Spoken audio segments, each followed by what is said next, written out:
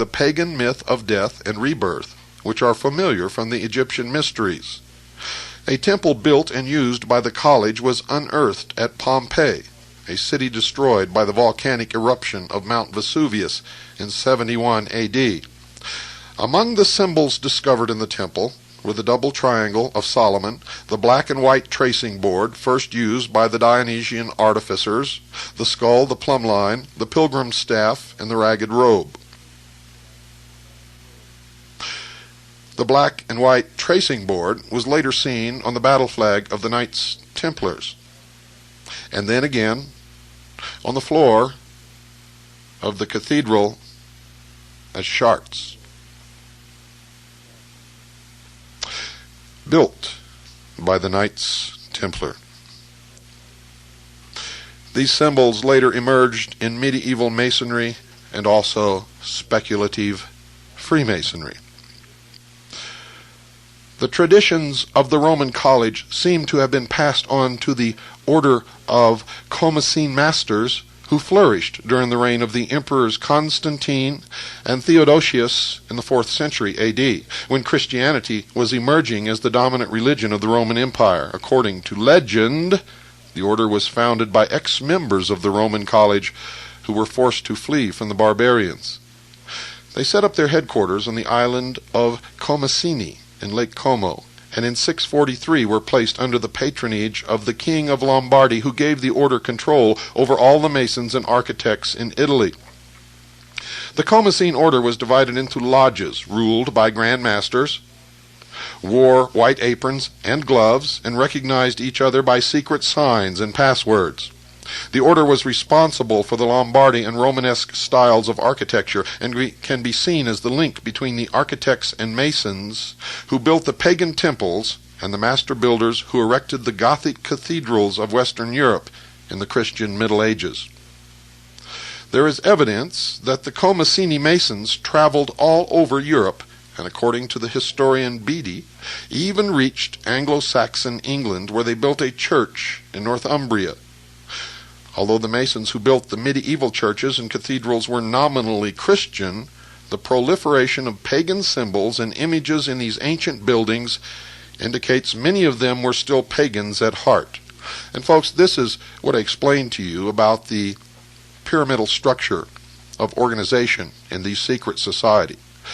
Those at the bottom may go to a Christian church and really believe that they are Christian, or attend other religions. But as they progress through the degrees of initiation, they are indoctrinated into the old pagan religions, and the old gods come back to them with a vengeance until they reach the top. They are no longer Christian. They no longer worship Allah or Buddha or any of the gods or religious beliefs that they had before. They're all gone by that time, and that's the purpose. You see, if those at the bottom were exposed all at once to what they would eventually learn through going up the degrees of initiation, none of them would stay long enough to get to the top. It is a process of slow but sure brainwashing. And it works. Works very, very, very good. Pagan symbols found include the Sheelana gig. These are crude representations of the naked female form in the shape of a woman with spread-eagled legs displaying their genitals. They have been identified as images of the pagan goddess of fertility worshipped in Celtic times. Other carvings found in medieval churches depict monks and priests in sexual poses with wanton young girls performing homosexual acts or wearing the heads of animals. Even stranger examples of pagan masonry can be found. Professor Gregory Webb of Cambridge University, England, in 1946 Secretary of the Royal Commission on Historical Monuments and an authority on medieval architecture, at the end of the war was appointed by the British government to survey ancient churches in southern England which had been damaged by the German bombing. In one of the churches, he discovered that a Nazi bomb had dislodged the top of the altar, revealing the interior for the first time since the 14th century. Inside the damaged altar, Webb and his team discovered a stone image of a phallus, the phallus, in fact, of Osiris, which had been carefully concealed within the hollowed interior. At first,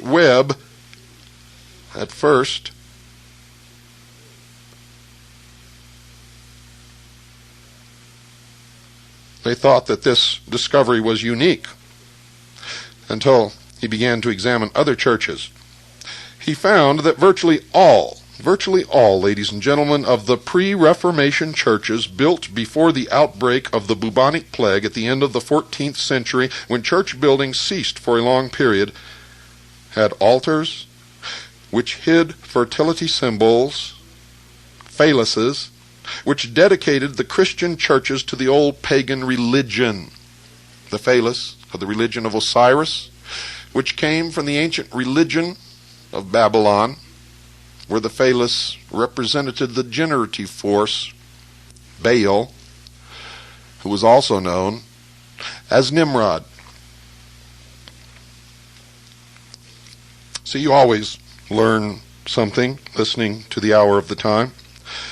The public image of protective associations using their powers to promote fair trade and business ethics concealed the fact that the medieval society of Freemasons was a secret society with pagan origins, clandestinely promoting radical political opinions, socialism.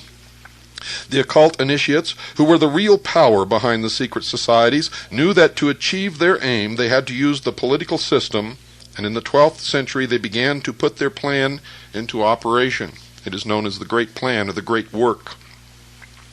It is what is bringing the New World Order to fruition, into the world. The relationship between the Pope and the Grand Masters of the secret societies, ladies and gentlemen, was an explosive one. The Church regarded the members of the secret societies as spiritual anarchists who were agents of satanic conspiracy against organized religion. The Church saw them as competitors for their flock, the sheep. The Freemasons and Rosicrucians styled themselves as wolves and believed that the sheep belonged to them and were their legal and lawful prey.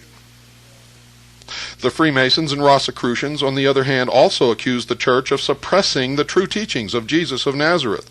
And many secret societies were fervently anti-clerical. They plotted the overthrow of the Catholic Church because it opposed the old pagan religions and the Manichaean heresy from which these groups drew their spiritual inspiration.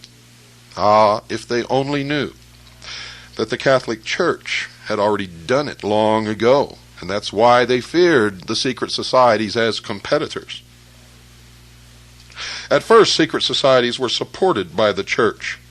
When the Vatican perceived the secret societies to be a political and ideological threat to the Church, the climate of suspicious tolerance began to change, culminating with King Philip of France wiping out the order of the Knights Templar in the 14th century.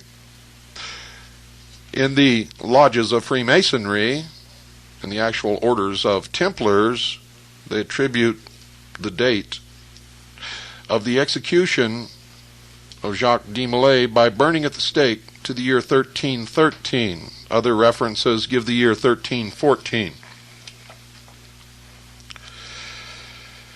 The Council of Nicaea, convened by the Roman Emperor Constantine in the 4th century, rejected pagan beliefs, at least that's what they said, such as reincarnation, which were held by early Christians, and presented Jesus as God incarnate, rather than a human spiritual teacher.